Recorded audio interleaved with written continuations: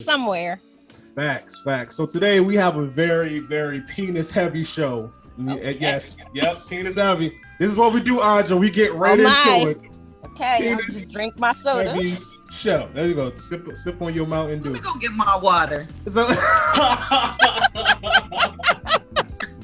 fam, it's like this week. It's like penis gate. It's been like 3 separate instances of just penises just rolling out. So we're gonna jump right into it. So earlier in the week, we had Nelly put out a video of him and a woman getting into like a sexual encounter.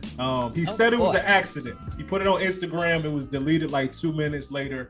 He says it was an accident, but this is my question for y'all, right? In 2022, and as far as we are advanced with social media, is anybody putting out a sex tape or leaking a sex tape accidentally? First of all, do you know how much you have to do to post something on Instagram? That's what I was telling Stats. You gotta hit the plus sign. You gotta choose steps. reel. You gotta choose post. You gotta choose stories, and then you gotta go and you gotta put your little text in, and then you have to hit the little checkbox. All that ain't happening by you just butt dialing. No, that was on purpose. We know what it was. It was his penis. His penis went on there. It was like boop, and then it was like boop boop. Press all the buttons and just like upload. I didn't see it, but from what I heard, I guarantee his penis did not take any action. That's just what I heard. First of all, stop the cap. I don't even know what the hell this is all about, but I can just tell you from regularly posting on social media, as we all do, that there's no way to accidentally post something on Instagram. Yeah, there's too many steps. You do even a regular post, not even just a reel or anything like that. Even though his was like a collection of stories or something like that. Stories. Yeah, I was like, you can't just Dick Tales post. 2022.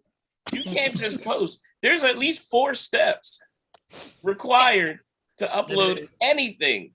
Yeah, you gotta pick the filters. You know, whether you want to filter or don't want to filter. Right. You got to go to the next step and you got to edit the little picture. No. Based on what people were saying, why would he even do that though?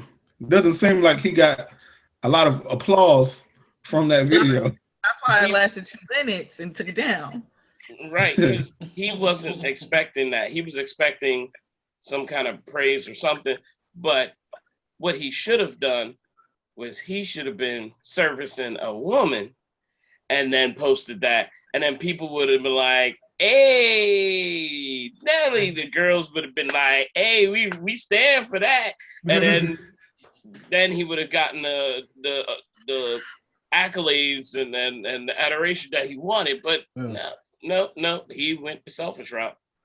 Maybe the angles weren't good, because what people are saying, I didn't pull it up because I have no interest in seeing how big or small Nelly is, but from what people were saying, he's not the most well-endowed gentleman on earth. So I'm thinking like maybe if he did it on purpose, maybe he doesn't know he don't stack up for real, or like something like that. Nah, there's too much internet. Internet's been around too long. I don't even know what the hell the video is. I guess I know sort of who Nelly is, but I mean, my guess would be that in that 2 minutes he got roasted, and so he took it down because he got roasted hard. So many memes. So many memes came out within the hour. Like, people did not hold back. And I mean, if you're gonna put it out there with your whole chest. And if you're gonna take it down, just be like, my bad, I'm taking this down. But don't tell us that you accidentally posted. Yeah, it's like not in 2022. You know what I'm saying? 2010 maybe. I didn't know what I was doing, or I didn't know. Even then, there's still too many steps. There's just too many steps. If it was Facebook, it'd be one thing. If it was Twitter, it would be one thing. It was MySpace. Instagram, there's too many, like Audra said, there's too many steps in Instagram. Too many steps. Like, you can't just post and then press like send. Like, it doesn't work like that. You gotta press. You gotta go through the filter. Say you don't want to filter. Go past that. See if you want a caption or you don't want a caption. Then you gotta like there's. And it plays it back to you. There's no way he didn't know. He saw it back to himself. Like he got roasted, and he was So trying somebody to else cover it was up. his social media team. That's even worse. That means they're getting paid to do something, and they still accidentally leaked it. That's even worse, man. You know what I'm saying? He didn't pay them on time, so it's like, oh, I got something for you. But here's the thing: they would still need to get to his phone. Right, exactly. Because you or can have a password to his I, account. Like for my convention, we've had like a social media person or whatever. They have access to the account, but not to my personal phone. Not to the pictures that are on there. Right, not to the pictures that are on my personal phone. Yeah. Right. So unless that person was sitting right next to Nelly, like filming, like that's nice. That's nice. Yeah. I mean, like, whatever. Like, no.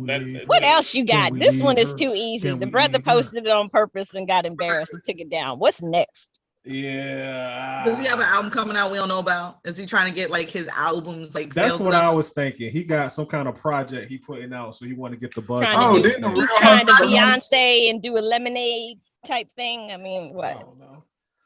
I don't know. He was with Ashanti for a while, bro. So apparently she don't mind the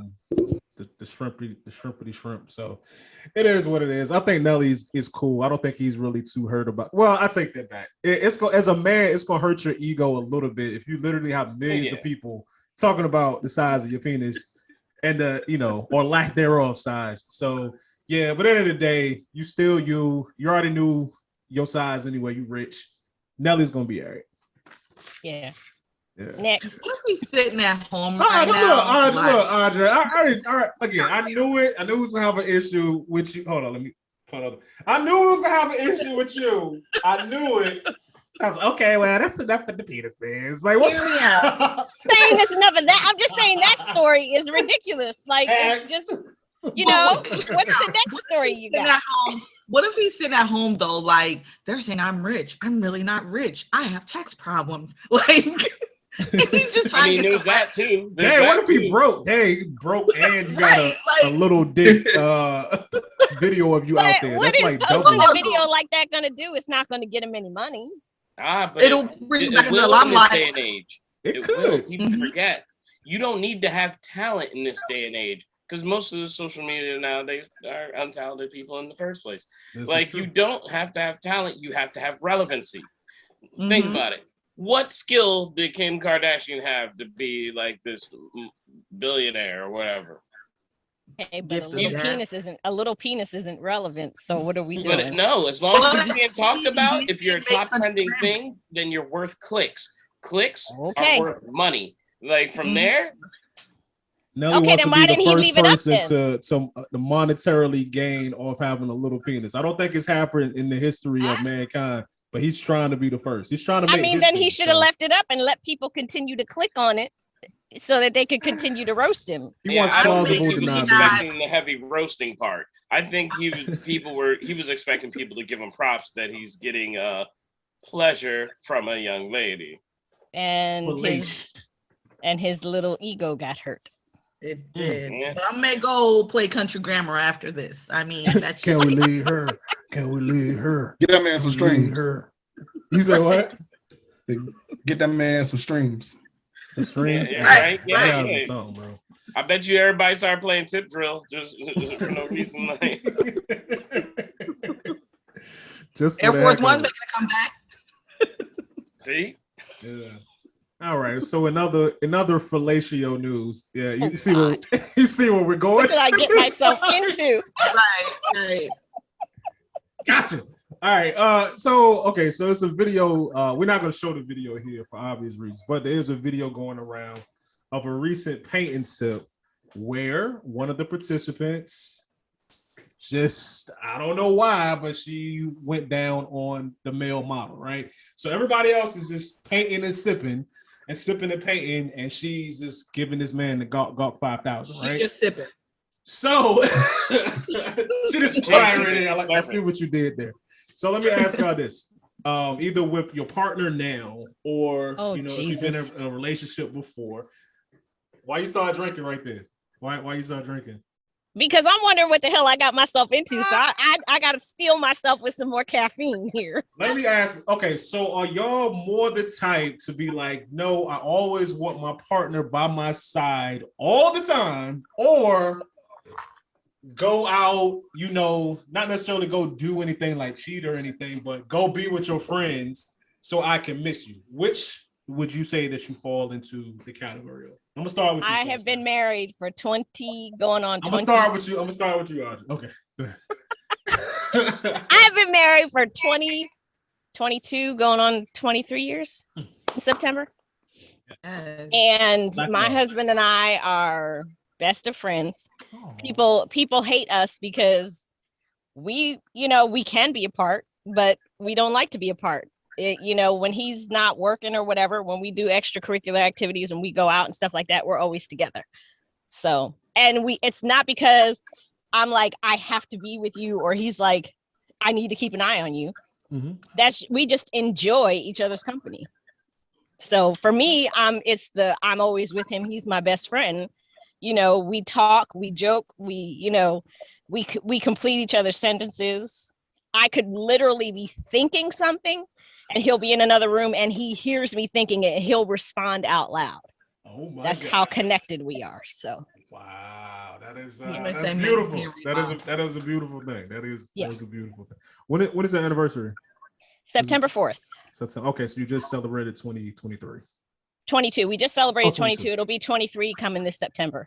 Got you. Wow. Cool. Congratulations on that. Congrats. Thank you. That's it, man. That's what we all about. Yes. All about. Love. Brandon, aka Stats Guy. What's your preference, my brother? I probably want to. It got to be like a mixture, like in the middle. Okay. For me, because like I do like to be around the person. Maybe not all the time, but a good amount of the time, I would say. But then absence makes the heart fonder. So, go with your friends sometimes. Okay. Basically. Maggie? Oh, I see. Right. So things are a little bit complicated with me, but I do prefer to be like side by side. We're doing everything together. Like kind of like Audra said, like my guy's like my best friend. So I'm not gonna go to a sip and paint without him. And I'm definitely not staying if homegirl does that. So I'm out. That part. So what you doing? Okay, so it just breaks out. So everything is just regular, right? Everybody is literally. I see that and I say, I got to go. I'm not involved. Catch me on camera. Hey, instructor, what you think about putting green right here? Like, there was people that was just painting like nothing was happening. I was like, what's happening? Oh, you saw the video too? Like, I'm like, what's going on? Like, I don't Adderall before they showed up. Put a little bit of Adderall in their wine. And, it's like, fam. Get a broom, please. Right? Not the room painting. Have some dick. How does that happen though? Because he was just like the model that they were painting or something, and then like who initiated what? I don't know, bro, because like you don't get to see that part in the video, so we don't know. She like giving him the eyes, like the preamble to that. You know what I'm saying? Like that must have been one of them. How do you go from painting to that? Because, I don't understand. No, it's part of the event itself. It's like going to a painter class and having strippers. That's literally so you're saying this? They're not painting him per se. Sometimes they are, sometimes they aren't.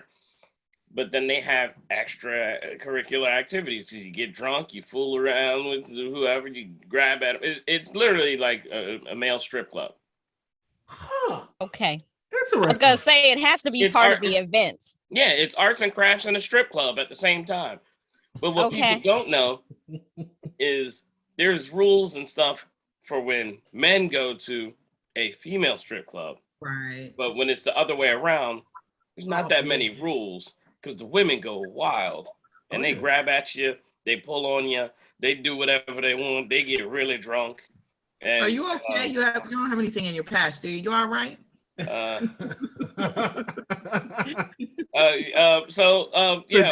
Jason got the banana hammock hanging up in the back somewhere. Yeah. Oh wait. No. Yo, it's different at the women's strip events though. Like I've seen it really videos is, of man. they don't it's care. Scary. They be like, yeah, from put what it I've on heard. my face. The dude just walking was like, just like slapping her with it. She was like, yeah. Oh, like, and wow, here's the thing: it's not that the guy is doing that stuff. The women make the guy do that stuff. Oh, yeah. There sometimes has to be security to protect the guys from the women because they get that excitable and aggressive. Interesting. All right. So look, me personally, right? I definitely love being around my woman. It's cool. We have a good time together. She's also my best friend. However, I do believe in what Stats Guy said. Absence definitely makes the heart grow fonder. So it's times where I'm big on like, give me an opportunity to miss you. You know what I'm saying? It's like if we're together literally all the time, then it's like I don't really have a chance to miss you, and I want to be able to miss you. You know what I'm saying? And to me, it just makes it that much better when we get back together. Yeah. What do you say, Maggie? I talk way too much. You're gonna want this over the day instead of like, I haven't seen you in the last 3 hours. So let me tell you all of my thoughts right now. Like, and he just be like, tell yeah. Always listen to me. He listens to me. I'm like, I'm sorry. I know I'm talking so much. I'm talking so fast, but just hear me out. Hear me out. You good. Yeah, that doesn't work in our house. I mean, we're best friends. Yeah. We've been married for what, 14 years? Okay. And we don't get it wrong, literally best friend. We game together, you know what I mean? We nerd out and we'll sit there and watch Boba Fett together. We watch horror movies. That's our family time, even with our 1-year-old. Like we all sit there and watch horror movies. I remember those days. Or we watch action movies now because I'm teaching them how to scrap. And but there's times where I'm like, she's like, oh, I'm going out with the girlfriends. I'm like, all right, later. Like, and, like there's times where I'm just like, I'm going to the bar, and I'll just like peace out. She'd be like, all right, let me know you safe. If you call me and say I need help, that's when I come out. You know what I mean? Like, other than that, you good.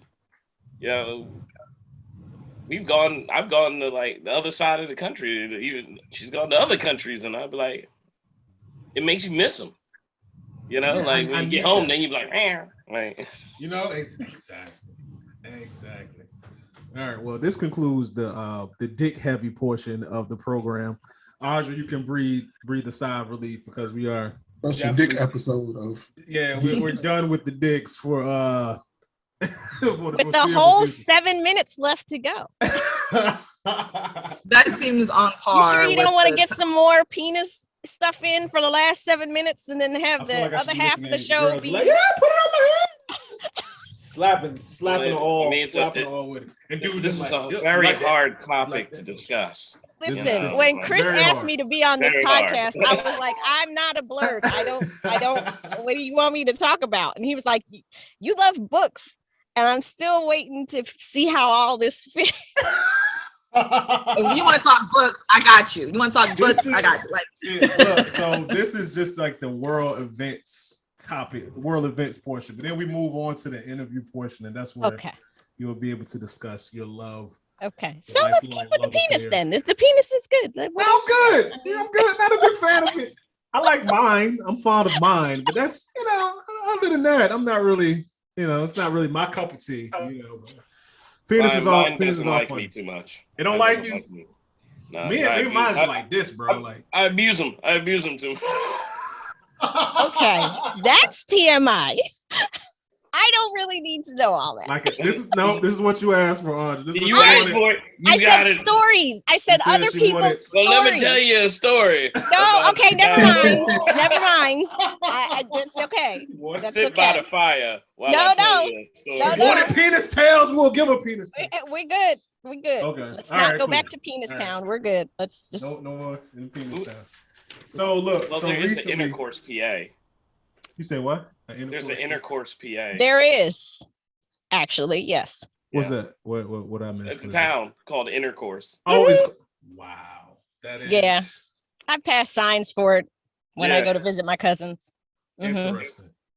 Interesting. Well, there's Audrey, where are you located? Maryland. I'm in Maryland. Maryland. Okay, Maryland. Me too. Oh, where? And Jay, you're Philly, right? Actually, Yeah, I'm right outside of Philly. Okay, me and I'm in the Stats burbs now. VA. All East Maggie, Coast. where are you in Maryland? just outside Baltimore. Okay, because I'm in Glen Burnie, so you must be right near me. I am around the corner, girl. Don't be making connections on the Geek Solid Podcast. Can we making friends? Hold That's on. what this is about. Wait a minute now. I just shot one of my commercials down at the pagoda. Any of y'all near there? What's the pagoda? The pagoda up at Pagoda Park up in Baltimore. Pagoda, I haven't heard of it. But I don't know that much about Baltimore. I mean, I go to the Inner Harbor and a few little other places like the Ethiopian restaurant I go to, but I don't like I like the Inner Harbor area. Everybody that's not from here loves the Inner Harbor. Yeah. And I'm not from here, so I love the Inner Harbor. Born and raised. Wow, y'all just became best friends. Yeah. That is so funny. You just become best friends. Girl power. Right. Besties. Since she said she's just outside of Baltimore, she's got to be near me somewhere. Because they ain't too much. See, I do everything in Baltimore. Huh? I end up filming in Baltimore, so I'm in Baltimore a lot. So I try my best to just drive through Baltimore as fast as I can. And yeah, I don't. I go into certain places and then I come back out. Nope, don't do it. Can't do it. Like I don't got people out there. Like if I had people out there, I might visit. But since I don't, like that's not where you want to be if you don't know people. You know what I'm saying? That's true. That's true. There's too many potholes. We're driving too fast. I drive. Oh my god, I hate driving in Baltimore. I'm like, okay, it says make a left and 3 lights, but this says left only, so I'm confused. Well, in and out of Baltimore. In and out. And I'm like, well, it says 95 this way, but the GPS is telling me one more light. So is it 295, 95? Right. Where am I going? Right. And then don't be in the Inner Harbor and drive like on the bike lane or something, because the cops on their feet, they will point right at you and be like, pull over, and you getting a ticket. Like they're not even in cars. They right on the street, like you. Oh man. So hold on, let me ask y'all that. Have y'all ever gotten a ticket from a cop on foot before? Have you? No, but it happened to the person in front of me, but he was a jackass anyway because he cut me off. And the cop was like, Hugh, over. And I was like, I mean, they tried it once with me. Yeah. Because I was in a car with someone and I guess their taillight was out or something like that. And we were driving through in Philly, the area is South Street, which is like the strip. That's like the party area. And they tried to pull us over and I cursed at the cop. Not like curse, but I yelled at him. But just because I knew him. Trying to be a hashtag. What's wrong? No, because I knew him. I knew all the cops in that area because I live in that area. I live in. You trying to be a hashtag, bro? I used to live in the strip like area. Black Lives Matter. That's it all day. They all know me. So I got pulled over in standstill traffic before. How do you do that? Yeah, you gotta explain this. Too black. He was too black. I'm black. Wow. Like, sir, do you know how black you were being just there? Like, I'm always just black. My tags were expired. Yeah. And I was in the lane way to the left, and he was on the side to the right. And I don't know how he saw. How did he see you then? I don't know. He was pulling you over because you were black. You just happened to have expired. I see him like just swerving his way on through. Damn.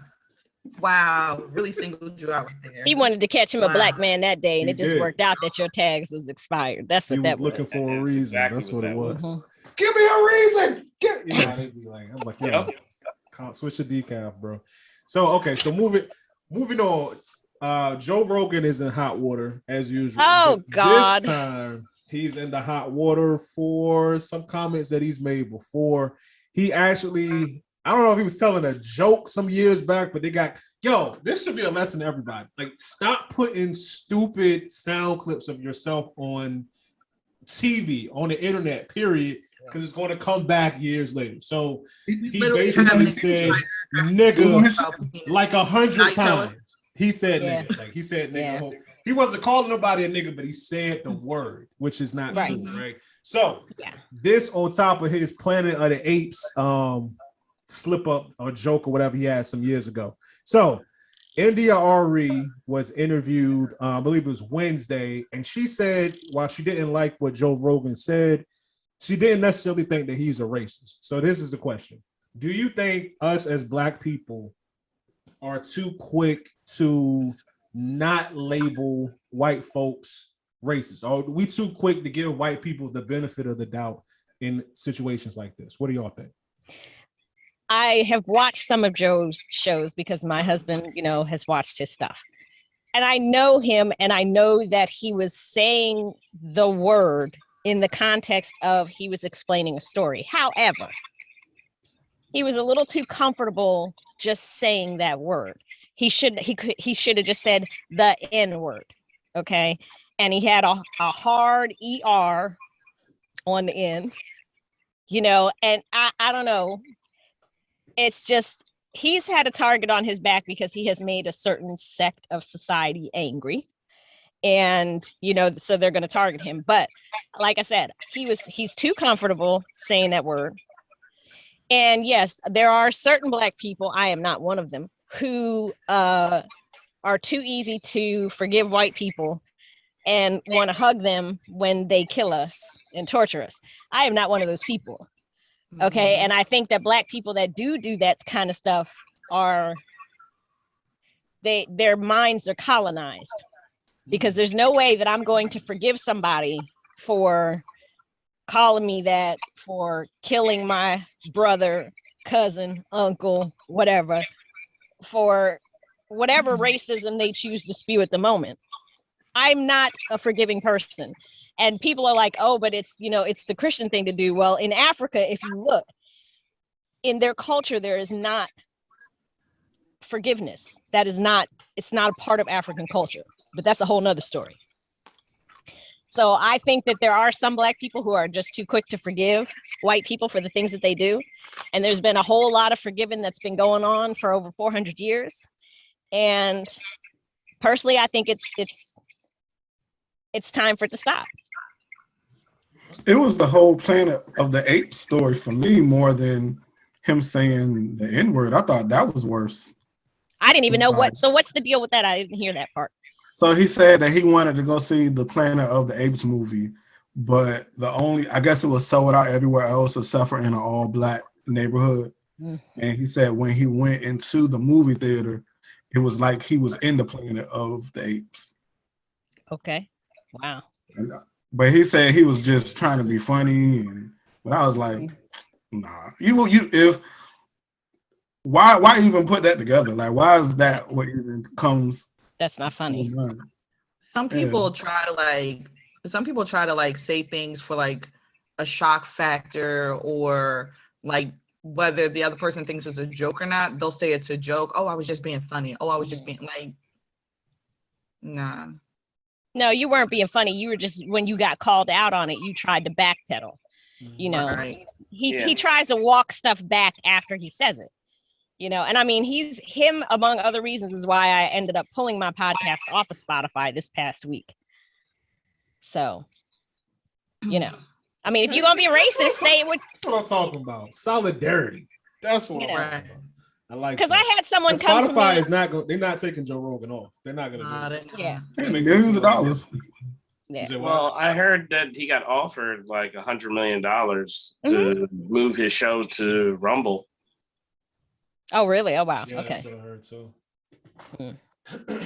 So my whole thing with Joe Rogan is, man, first of all, okay, I think some Black people are too quick to forgive racism. I definitely think that. But I think like the bigger issue is, and I think what people don't understand is, racism is not just the KKK. Racism is not just, okay, let's kill all black people, you know, forget Black Lives Matter, you know, I'll string up a nigger and all of that stuff. Racism is not just that. That's one form of it. That's the extreme part. It's way more but like subtle. a lot of things in life, you know, when you talk about sexuality, or whatever, it's a spectrum. So you got people all the way on the KKK side of racism, but then you got people who got black friends. They work with black people, they laugh, they joke with black people, and you wouldn't know that they're a little bit racist until maybe my son wants to date your daughter, and all of a sudden it's an issue. So, okay, so you're showing your true colors. You're showing that we can go out, we can watch the game, Tom, I just feel like his name should be Tom, whatever. And we can eat wings together, but as soon as our kids want to, you know, get together, it's an issue because I'm black and you white. So I think most racist people in America fall into like that category. I think that's what it looks like nowadays. Now for Joe Rogan to just say, it wasn't like he said nigga one time. Like it was like repeatedly. I saw that clip. The clip is long. Yeah, he was going long. And he says it a lot. If I had to guess, I would say he's at least a little bit racist. You know what I'm saying? So it's one of those things. I would like to hear what Dave Chappelle has to say about this, because him and Joe Rogan are tight, you know, and he's been kind of quiet. So I want to know how he feels about it. Yeah, so, I mean, go ahead. Oh, sorry. I have this theory that kind of like people who lie or things like this, but if someone like Joe Rogan, for example, he might have said it once and was like, okay, should I have said that? But like the more he says it, the more it was like an echo. He says an echo? Yeah, do you guys hear the echo? Yeah. Let me see something. Go ahead though. Okay. He probably became more comfortable over time, just like saying that's why there's probably so many of that. And to him, it's probably not a big deal because he's been saying it for so long, but it's been wrong this whole time. Just like someone who lies, they're hesitant the first time they lie, but if they got away with it, the next line becomes easier and easier until they're lying without even realizing it. Like, and maybe because he is tight with someone like Dave Chappelle, he maybe thinks that he has the license to say what he says. But you know, for me, yeah, and I'm like, I don't care how cool you are with how many black people, you do not get that pass. Not from me. Okay, it's like, not gonna happen. It's not gonna happen. Exactly. No. You do not get that pass. And you know, and it's the whole thing of, you know, like you're talking about, they have an issue once your son tries to date their daughter. Well, I mean, Malcolm X warned us about white liberals. And Martin Luther King. Okay. Yeah, and the white moderates. I mean, those are the worst ones, because they'll act like you're their ally, and then when shit goes down, that's when they're like, oh, they got to back up. Personally, I have more respect for the KKK types and the hardcore racists, because as my grandmother said, I don't have a problem with the hardcore racists because I know where they stand, and so I know how to move around them. It's the ones that smile in your face and tell you they're your ally, and then they go behind your back and they're plotting and scheming, so you never see it coming. Facts. I'm the same way. I agree. That I always tell people that, like, I actually just recently, I think it was on Blur's Eye, I might have said it on Blur's Eye, where I was like, I have I prefer my racists to be like direct and as redneck as possible, because like I understand, like, you don't like me, cool. I'm fine with that.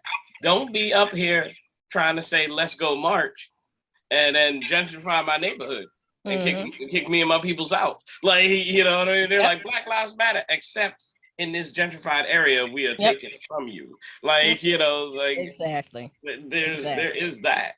Exactly. So yeah, I'm of the mindset of, you know, how my father raised me before he became an old man and got soft. He used to be militant, and he used to tell me that every single white person, I don't care how friendly they are, you got to watch them.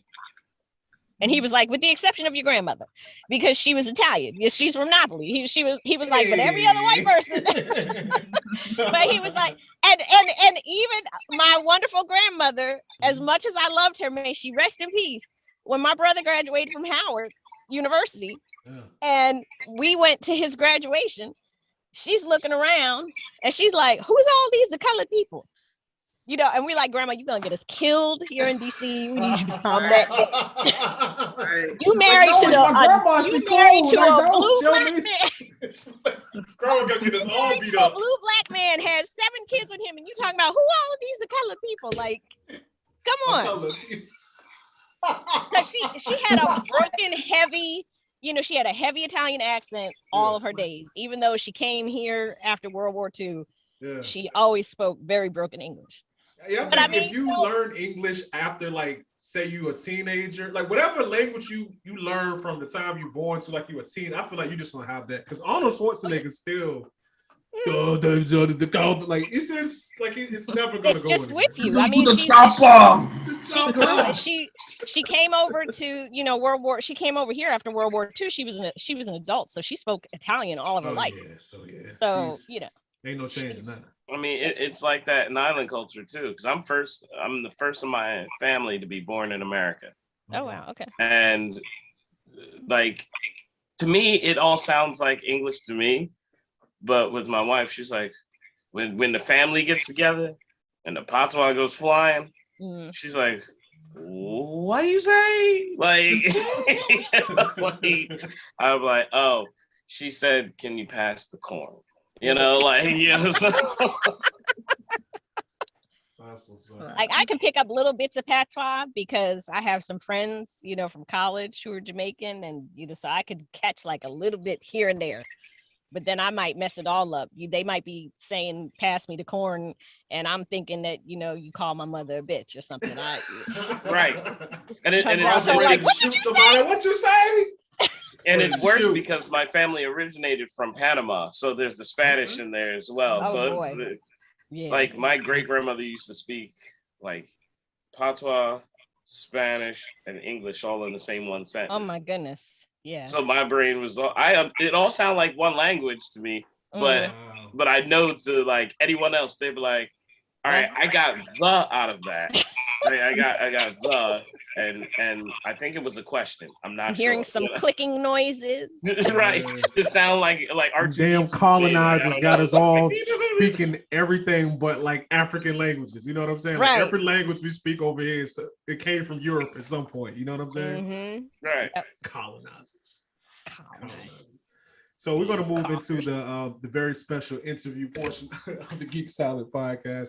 Audrey, I want to start with you, man. Tell us about your platform. Tell us about how you came to love reading books and having an appreciation for authors. Oh, well, I mean, I've been reading for as long as I can remember. My mother read to me in her womb. She read to me when I was a little girl. You know, I remember having a book memorized and sitting on my porch reading to my friends who all thought I could read at like 4 years old. But I had the book memorized because my mother read it to me so much. Yeah.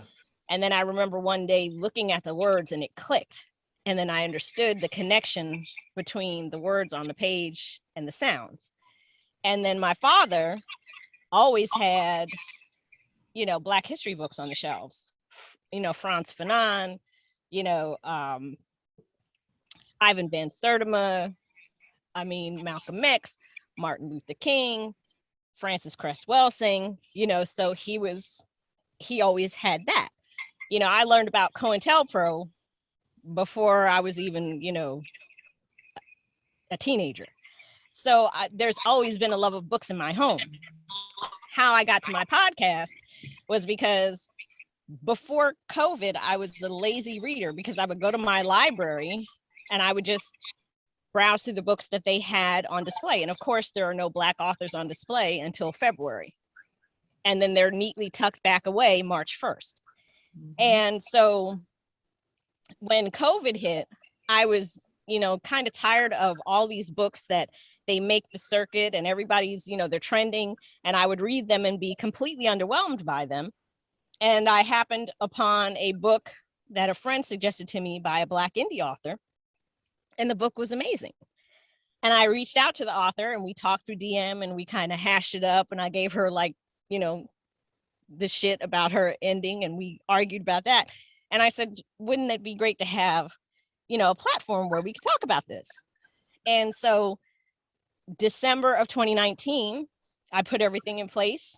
January of 2020, I started my podcast, and I interview Black indie and traditionally published authors, but I focus on Black indie authors because, of course, we're not given the space and the promotion and the publicity that traditional Black authors are given. And even traditional Black authors are not given the same publicity and hype that white authors are. So I create space and opportunity on my podcast for Black stories to be told. Okay. Cool. So that's it. That's what's up. Maggie, I don't know if it's you, because I think the echo is coming from, it's one of us. Do you have a headset you can put on? I do. I don't want to. See, they go problem child. I gotta plug it in. No, I don't think it's coming from you. I think it's either Maggie. But you asked me to put on a Stats headset, guy. So. Did I say Audra? I thought I said Maggie. Pretty No, sure. you said me. Are you asking me to put on a headset? No, I was asking Maggie to put on a headset. I heard an echo. I'm not sure where it's coming from. We're going to figure that out. Let's move on to you, Jason. Tell us about J1 Studios, how you got started into that, and also definitely tell us about this this animated movie that you have a Kickstarter for. As a Jamaican, I pretty much fulfilled my stereotypical duties by having 15 jobs. With J1 Studios, I write and draw comics. We have up-to-date news and pop culture and the animation, video games, all that stuff. We make music. I'm a game developer. I'm a director. I do voice acting. I sing. I just got ordained. I don't know. Like, I do a lot of stuff with J1 Studios. Oh, man, no, I'm not lying. Like, that doesn't even fit in with the rest of what you said. Jordan just that in there real quick. I'm just really excited that I got ordained. That's like, all right, here's one of my graphic novels, Angel Savior. Nice. Then there's my game, VT Heroes.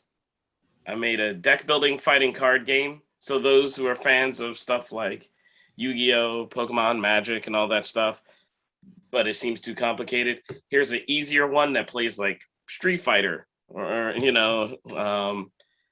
I've done commercials for like Cartoon Network and all that kind of stuff.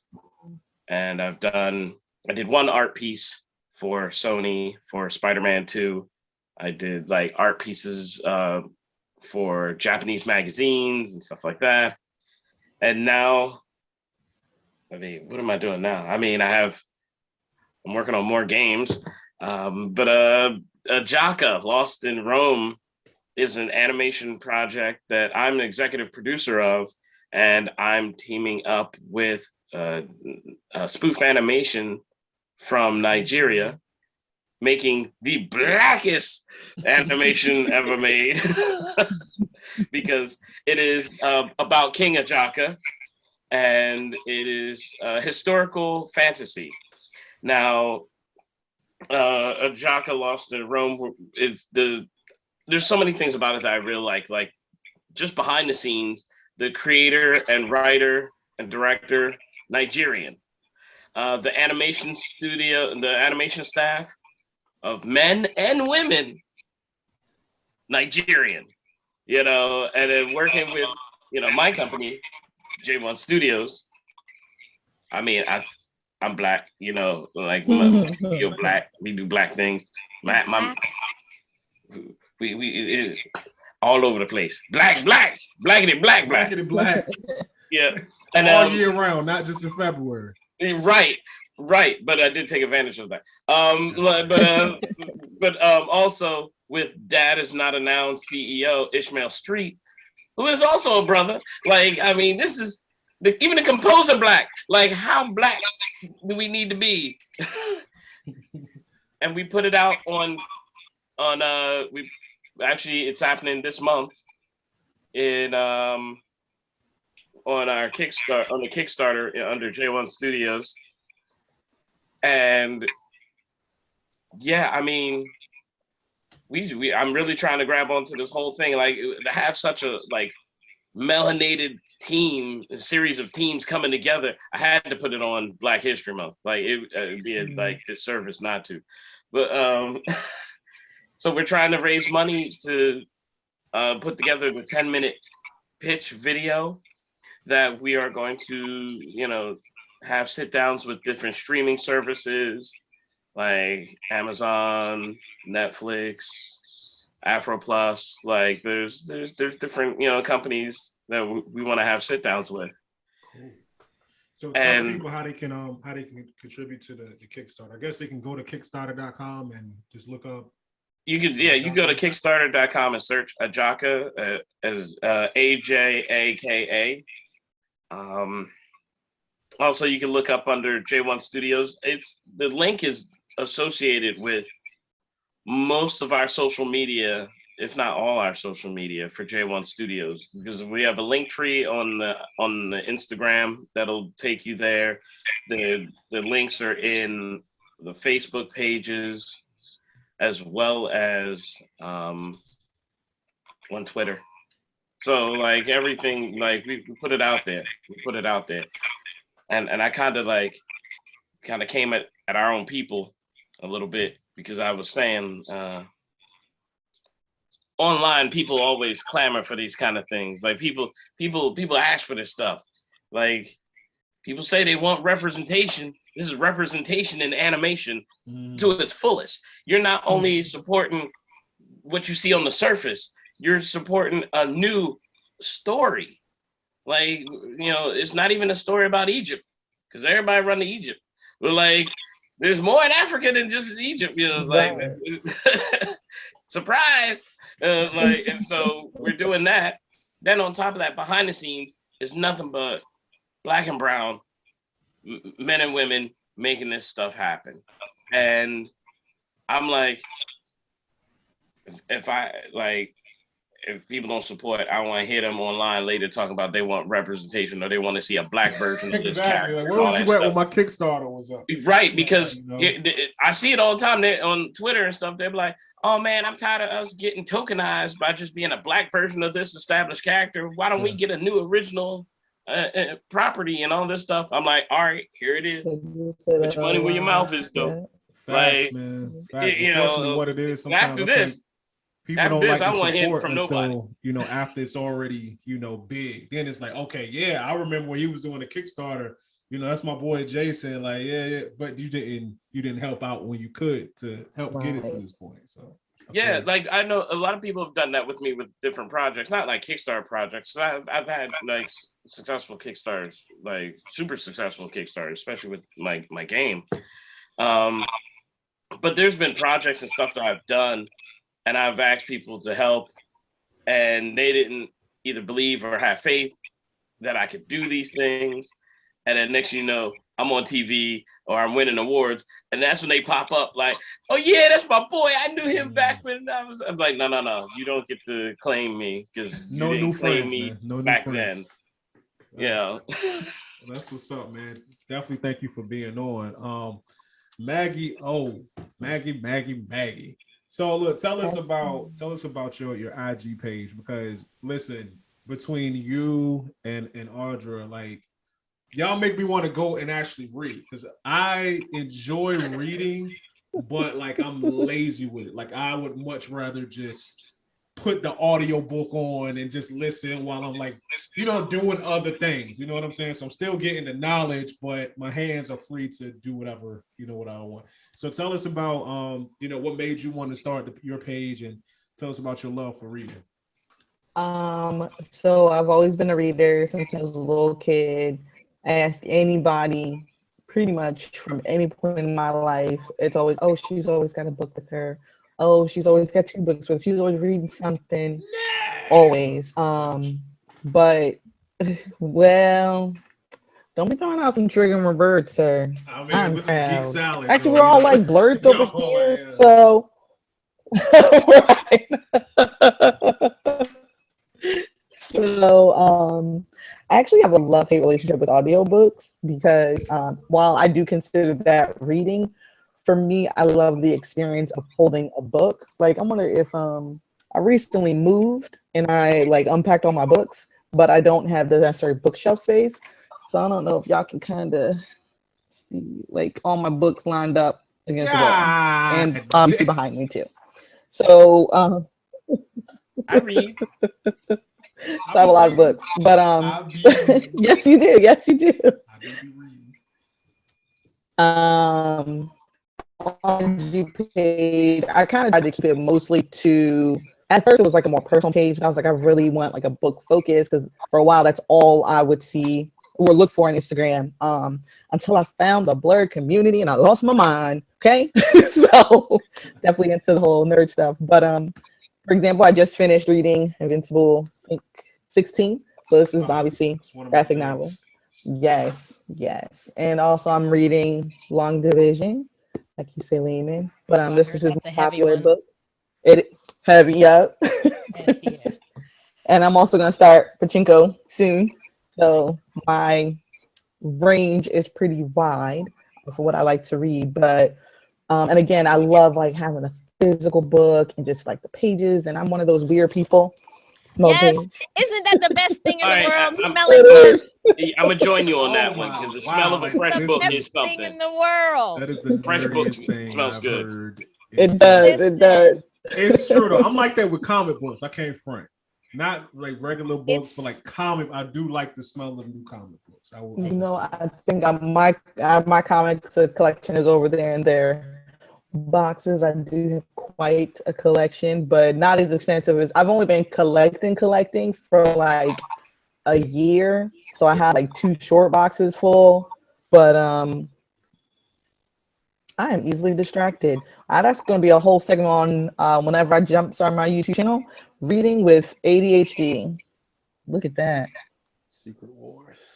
Yes, look at that. Don't start flexing with the old school comics. I'll show my butt up in here. Look, I know you got some too. We all got it. Look, I'll bring it. I'll bring the creep out. I got the old stuff.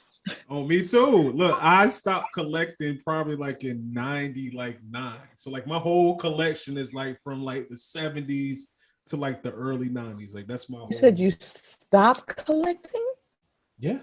Look, she's all broke up. I know, right? Yes. Why would you ever stop? I just don't buy them anymore. I still read them. Why would you ever stop? Right? Wow. What if number 1? This is what if number 1. Number one. It is. All right. I like that. I got the old stuff. This is number 4. Like, wow. The only old thing I have is Johnny the Homicidal Maniac from like the early 2000s. Oh, you got Johnny the Homicidal Maniac. I got all 7. Yo. I got all 7. Oh my gosh. Like, okay, that's weird. I'm gonna just tell you right now, you are the first person of color I've ever met that actually knew who Johnny the Homicidal Maniac was. My emo days, that right there, I was like, Johnny, okay. Oh my God, he's gonna kill somebody. Oh, that's what gets you hot. Is the no, it was just murder. Like you have to understand. This you'll know, like Happy Noodle Boy, and like Johnny the Homicidal. Yeah, okay, so this guy Honan Vasquez, he made a bunch of comics and like like little mini graphics like I do. But his art was mainly stick figure-ish, kind of. Like, it had a style, but, like, Happy Noodle Boy was literally stick figures. And later, you all know his work, because he used to do this, like, heavy R-rated, like, violently graphic, like, comic. Then got hired by Nickelodeon to create this series called Invader Zim. Like, so when y'all watch, Invader Zim is his kid version of like his comics. Oh, that's crazy. Like he does like violent, dark, like all this stuff. But it looks like Invader Zim is drawn just like how Invader Zim is. Oh, we done got her started. Maggie went and got the whole wow. Yeah, whole like collection. I Okay. did. It gets really, really dark. Yo, it. And it has like on the little sticker, parental advisory. Like it's not for kids. yeah, like it's dangerous. Johnny the homicidal killer. So here's my horror she story froze. that my husband relayed to me about comic books. Wow. His grandparents were born in the 1920s. Mm-hmm. So his grandfather had an entire chest full of #1 Superman, all this stuff, right? When they were like 5 cents, back when they first came out. First came out. His mother went to go back to her house while her mother was still alive, was looking for the chest. And she said, "Mom, where's the chest with Dad's comic books?" And she said, "Oh, you mean them funny stories?" And she was like, "Yeah." She said, "Oh, I threw them out." Yeah. And see, and that's how you end up on the ID channel as a victim. Listen, Like, my husband said today those comics were worth hundreds of thousands because he had an entire chest full. There was a whole generation of people who started collecting in the 90s. I'm one of them because of stories like that, but stories that ended the opposite way. So somebody, you know, their grandmother had all these comic books or whatever, it's in the attic, not caring about it. And they found them and, you know, sold them for like tens of thousands or hundreds of thousands of dollars. You bastard. That is nice. That is nice. Spidey gets his first black suit. First and it has the black certificate. Suit. Oh wow. Oh, he got the certificates. Yeah, that's worth a little piece of change right there. But it's like collecting in the 90s, most people were doing it because you figured, okay, I'm gonna hold on to it for like 10 or 15 years, and then it's gonna be worth all this money. But that led to like comic book producers, of course, making a bunch of the same comic books. And now we know of course, if it's not rare, it's not worth nothing. So well, you don't know. That's the thing too. It's a gamble because you don't know what's going to be rare today or tomorrow. And with them coming out with so many different variants of the covers, like you pay $100 for this rare cover, it's still going to be worth just what you paid for it or less next year or 10 years, 15 years later. Facts. Like who knows? People are going to be looking 20 years later like, what's Bunny Mask? Like what you even talking about? Like, but like I paid $20 for this. And it's still worth $20. $20, right? But yo, hey, Stats Guy, tell us about your love affair with literature. Wow. Put you on the spot. I haven't read a book. I honestly used to like right out of high school. I used to read all the time. Like I would go to the library. I used to like read John Grisham books. Okay. Oh, okay. A Time to Kill and stuff like that. Yes, they deserve to die, and I hope they burn in hell. Yeah. But I also like to read biographies and things like that. I'm really big into history. I'm like a big history nerd. So like if it was like something on like the war, World War II or the Civil War or something like that, I was always into reading stuff like that. But then when I hit like 25, I just was like, I don't want to read anymore. I'm more into girls. Who needs books? Hey, I haven't really read anything. Yeah. Hey, Audra, real quick, because we're running low on time, and I want y'all to be able to, shout your social medias out. Tell me about, this is one story I saw that you put, it was an Instagram post where you were going to interview an author, but I think she was late or something, or like something happened. Can you give us like a quick, like 3-minute rundown? You mean the one where I put up what not to do? Yeah. Give us a quick rundown. Yeah, she was an author who I read her book, and I don't like to talk about people's books because I'm an author myself, but her book was horrible. I mean, really horrible. Like I couldn't even find the good in it. And so I spent like 3.5 hours trying to craft this email that I let my husband read and critique before I sent it to her, basically saying that, I can't interview her about this book, and basically found a very nice way of saying, I have to promote these books on my show, and I need to feel comfortable with what I'm telling other readers to pick up. And the book just needs a little more work. Mm-hmm. Well, she blasted me in 3 separate emails talking about, well, first of all, you don't book people 6 months out. Like, who does that? And then, she was like, and I've had librarians and all these people, request my book and blah, blah, blah, blah. And her friend that sent her to me, which I'm still mad at her for that. She was like, she wrote me an email. She was like, I know who you're talking about. And she was like, she probably told you that people have asked for her book. Nobody's asked for her book. She drew her cover herself and it looks a hot mess. And, the book was trash. And so she like lambasted me. So I was like, okay, I'm going to do a post on what not to do as an indie author. If somebody comes to you and tries to give you constructive criticism, you need to just take that constructive criticism. Yeah, it hurts, and you lick your wounds, and then you say, okay, I'm going to fix it. Mm-hmm. But she just, she went off on me, and like I ended up blocking her email domain because she just kept trying to come back and come back and come back. And I was just like, this is what I deal with. And then I have people that come to me, and some of these people, I can overlook some grammatical errors because I'm all about just if the story is good. Mm-hmm. But if it's one after another, like you didn't even run a spell check. Right. And if you're going to promote this book and you've got like 10 grammar errors on each page to the point where it's pulling me out of the story, I can't promote that. Yeah. Because my readers are going to say, what the hell did you recommend this book for? Yeah. Right. And to me, it's like, if you're an author, you need to put your best foot forward, because with a lot of readers, you only got one chance.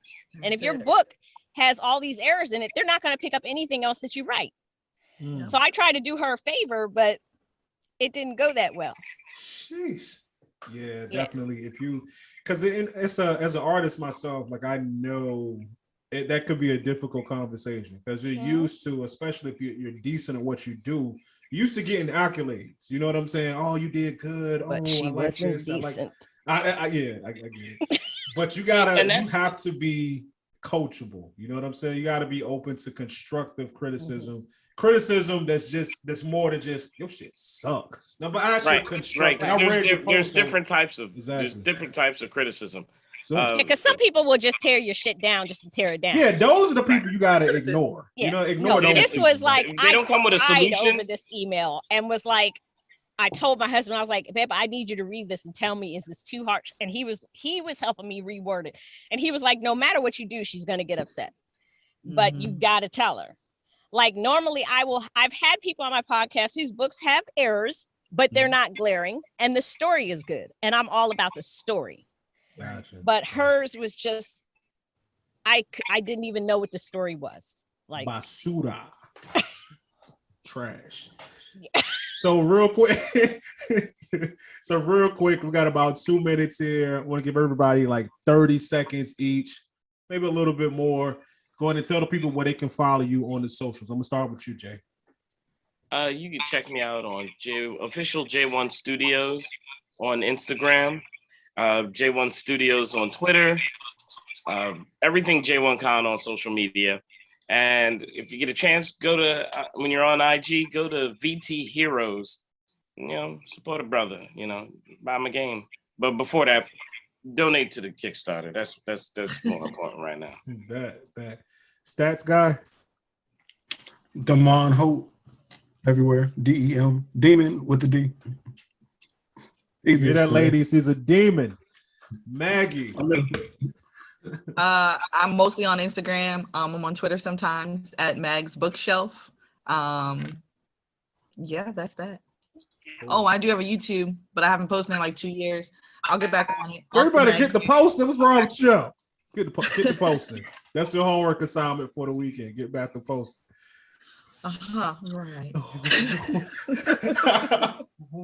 how I felt about it. Audra. I am Between the Reads podcast on Instagram and on Twitter. Twitter, I just post when I have a new show out, but Instagram, I'm pretty heavy with the content. So cool. Between the Reads podcast. And you can follow us at Geek Salad Now on Instagram as well as on Twitter. Like and subscribe on YouTube. We're geeks, youtube.com/geek salad. We're pretty much geek salad for everything. Not Greek salad, but geek salad. You know what I'm saying? REA and G% Geek Salad. You will find us. I want to thank all of my guests for being on today. Y'all be safe out there until next time. Thank you. Yo, thank y'all. Thank y'all for being on. Enjoy. Thank you for having me.